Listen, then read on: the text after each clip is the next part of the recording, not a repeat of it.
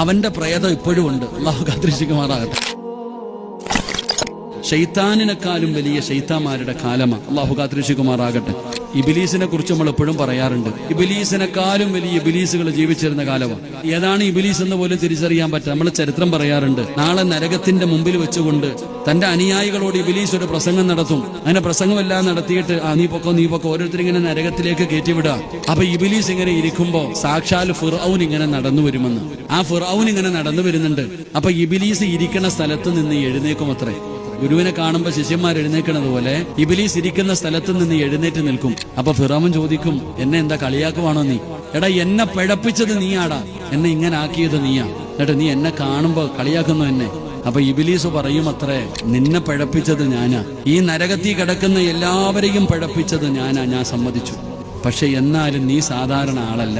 അപ്പൊ ഫിറോവൻ ചോദിക്കും, അതെന്തേന്ന്? എന്റെ പ്രിയപ്പെട്ട സഹോദരങ്ങളെ, ഇബിലീസ് ആരോടെങ്കിലും ഞാനാണ് അല്ലാ എന്ന് പറഞ്ഞിട്ടുണ്ടോ? അന്ന റബ്ബുക്കുമുൽ അഅല, ഞാനാണ് റബ്ബെന്ന് ആര് പറഞ്ഞിട്ടുണ്ട്? അപ്പൊ ഇതിലെ ഏറ്റവും വലിയ ശൈത്താൻ ഏതാ? ചിന്തിക്കേണ്ടത് അവിടെ. ഇവിടത്തെ ഏറ്റവും വലിയ ശൈത്താൻ ആരാ? ഇതിലെ ഏതാണ് ഏറ്റവും വലിയ ശൈത്താൻ എന്ന് തിരിയണില്ല. അവന്റെ പ്രേതം ഇപ്പോഴും ഉണ്ട്. അള്ളാഹു കാത്തിരക്ഷിക്കുമാറാകട്ടെ. അവന്റെ ആൾക്കാർ ഇപ്പോഴും ഉണ്ട്. അവര് പള്ളിയിലും പരിസരത്തും നമ്മുടെ കുടുംബത്തിലും പലയിടത്തും കാണാറുണ്ട്. അള്ളാഹു അങ്ങനെയുള്ളവരുടെ കൂട്ടത്തിൽ നിന്ന് അള്ളാഹു നമ്മളെ കാത്തിരക്ഷിക്കുമാറാകട്ടെ.